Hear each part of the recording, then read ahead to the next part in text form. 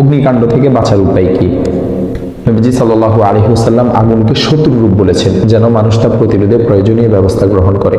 মহানবী সাল্লাল্লাহু আলাইহি ওয়াসাল্লাম বলেন, এই আগুন নিঃসন্দেহে তোমাদের চরম শত্রু, সুতরাং যখন ঘুমাতে যাবে তখন তা নিভিয়ে দিবে। সহিহ বুখারী হাদিস নং 6294।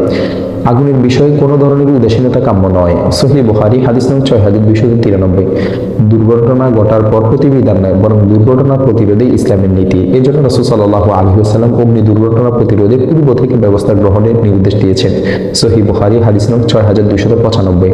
রাসূলুল্লাহ সাল্লাল্লাহু আলাইহি ওয়াসাল্লাম অসংখ্য হাদিসে অগ্নি দুর্ঘটনার ব্যাপারে মুসলমানদেরকে সতর্ক করেছেন, যার দ্বারা প্রমাণিত হয় মুসলিম সমাজের ধর্মীয় ও রাজনৈতিক নেতৃত্বশীল ব্যক্তিদের দায়িত্ব হলো অগ্নি দুর্ঘটনার ব্যাপারে সমাজে সচেতনতা তৈরি করা।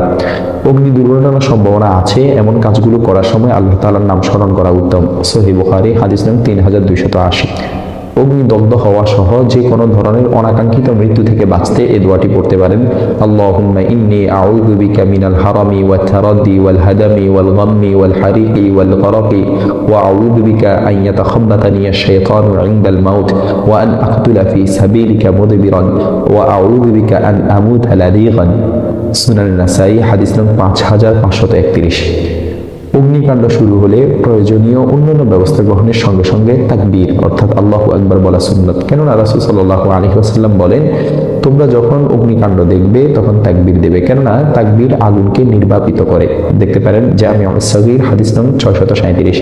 আল্লামা ইবনুল কাইয়্যিম রাহমাতুল্লাহি আলাইহি উল্লিখিত হাদিসের ব্যাখ্যায় বলেন, আগুন থেকে শয়তানকে সৃষ্টি করা হয়েছে, তাই আগুনের উপর শয়তানের প্রভাব রয়েছে।